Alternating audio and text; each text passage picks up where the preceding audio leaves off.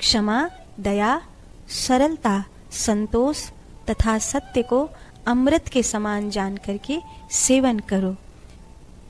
जो कुछ है जैसा है उसमें ही आपको संतोष करना पड़ता है, करना ही चाहिए, क्योंकि जब आप किसी चीज से संतुष्ट नहीं होते तब आप प्रसन्न भी नहीं हो सकते। आप संतुष्ट होंगे तो आप प्रसन्न होंगे। वेदांत कहता है कि संसार में सदा संतुष्ट रहो और अध्यात्म में असंतुष्ट रहो। कितनी प्यारी बात है। वेदांत कह रहा है संसार में जो कुछ मिल रहा है उसके प्रति संतोष रहो, लेकिन अभी तक मुझे भगवान नहीं मिले हैं, राधा रमण अभी तक मेरे लिए मूर्ति में है, मेरे लिए मैं उनकी प्रसन्नता का कारण नहीं बन पाया हूँ, मुझे अभी तक उनकी मुस्कुराहट नहीं दिखाई देती है, अभी तक मेरे लिए मेरे भगवान मुझसे दूर हैं। इस बात का असंतोष रहना चाहिए, इस बात के भीतर में एक पीड़ा रहनी चाहिए कि परमात्मा मुझसे दूर क्यों है, मेरे गोविंद मुझसे दूर क्यों है, मेरे राधा रमण मुझसे दूर क्यों हैं, अभी तक मुझे मेरे ठाकुर जी ने दर्शन क्यों नहीं दिए हैं, राधा रानी ने कृपा क्यों नहीं की है। पूछिए तो सही उनसे। तो इस बात की पीड़ा रहनी चाहिए कि ये दूरी क्यों, कहाँ हो आप, मुझे आपसे अभी तक वैसा वाला प्रेम क्यों नहीं हुआ है जैसा प्रेम गोपियों को था, मैं अभी तक गोपी क्यों नहीं बना हूं। ये भाव होना चाहिए, ये निष्ठा होनी चाहिए। तो संतोष ये ध्यान देना है, संतोष संसार में रखना है, परमात्मा में नहीं। जब आप कहते हो कि मैं संतोषी हूं, तो संतोषी का अर्थ है अपनी मालाओं से संतुष्ट नहीं होना कि इतना जाप कर लिया अब मैं संतुष्ट हो गया, नहीं, इतना खा लिया अब मैं संतुष्ट हो गया। भजन में संतुष्ट नहीं होना है, भोजन में संतुष्ट होना है, संसार में संतुष्ट होना है, परमात्मा में संतुष्ट नहीं होना है, ये ध्यान रखना। सरलता, आर्जव, आर्जव आर्जव एक बड़ा प्यारा शब्द है। सरलता जिससे ईर्षा नहीं, किसी के प्रति बराबरी का भाव नहीं, कोई मुझे नीचा दिखाएगा ऊंचा दिखाएगा ऐसी कुंठा नहीं, सहज, सब कुछ सहज, सरलता, तुम्हारी मर्जी, सब कुछ तुम्हारी मर्जी, सरलता, सरलता, संतोष और सत्य। सब कहते हैं मैं झूठ नहीं बोलता, मैं सच बोलता हूं। सच बोलना चाहिए, सबको सच बोलना चाहिए, सांच बराबर तप नहीं, सच ही बोलना चाहिए, हमेशा सत्य ही बोलो, सत्य का ही साथ दो। सत्य सत्य सत्य कितनी बार हम सुनते हैं, लेकिन क्या ये वही सत्य है जो अष्टावक्र भगवान कह रहे हैं, या कोई और सत्य है? कि वो वाला सत्य तो नहीं हो सकता, ये कोई और सत्य है जिसमें आपको प्रतिष्ठित होना है, जिसमें आपको लीन होना है। ये वो वाला सत्य है जिस सत्य में आपको पूर्ण रूपेण डूबना है। तीसरा सूत्र, न पृथ्वी न जलम अग्नि न वायु न ध्यो न वा भवान एसाम साक्षी आत्मानं चिद्रूपम विद्वी मुक्तये।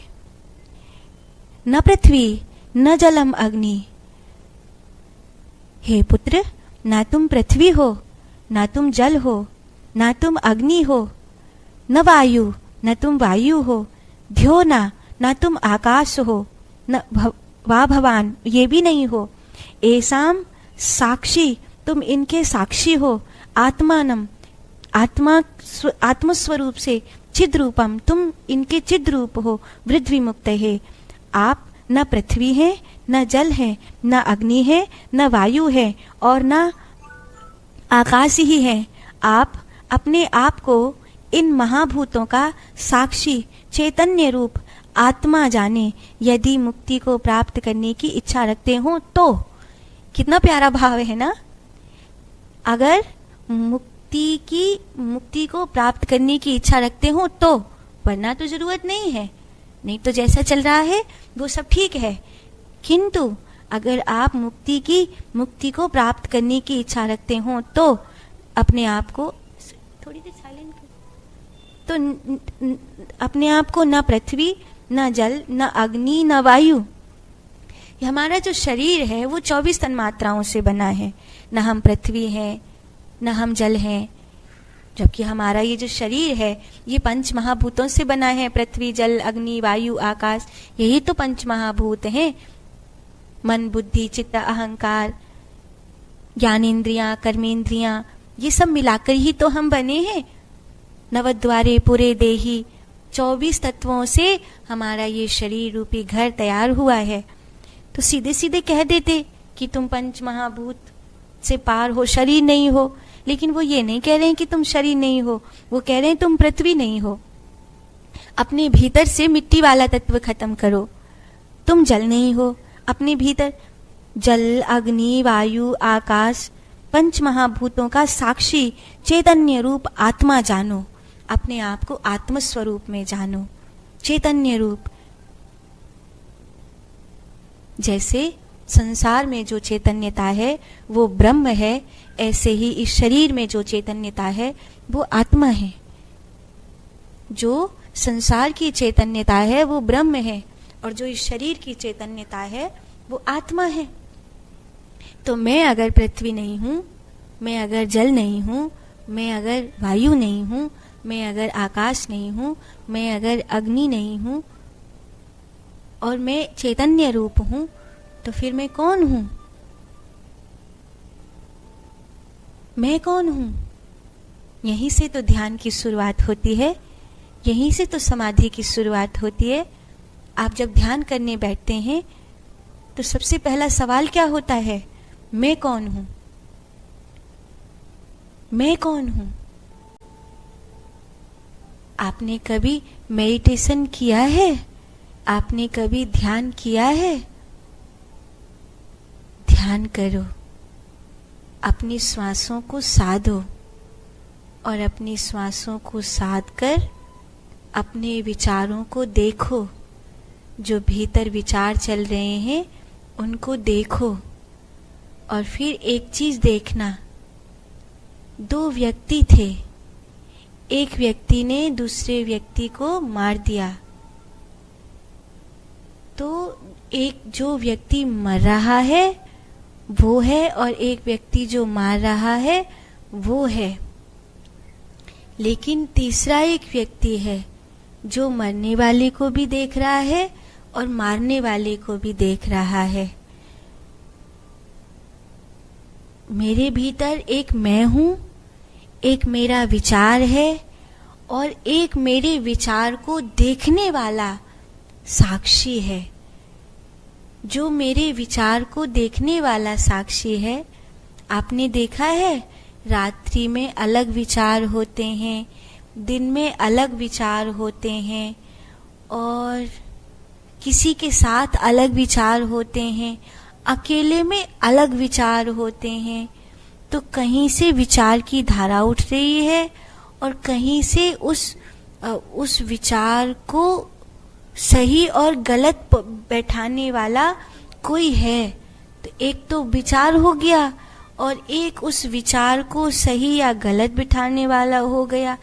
एक और है उसके पीछे, जो विचार भी नहीं है और उस विचार को सही या गलत बिठाने वाला भी नहीं है।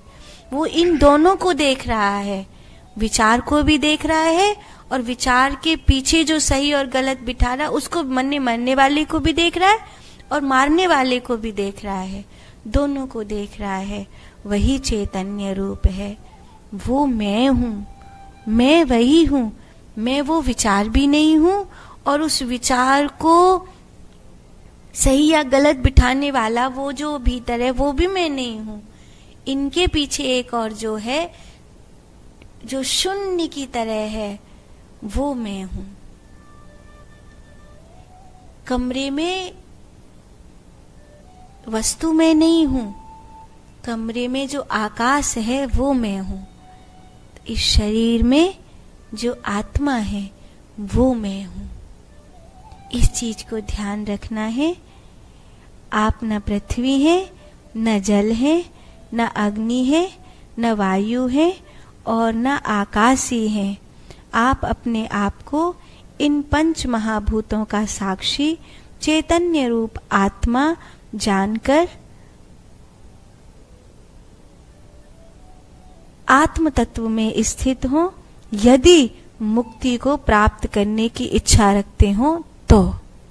ये बड़ा प्यारा सूत्र है आज का। इस सूत्र की हमने चर्चा करी।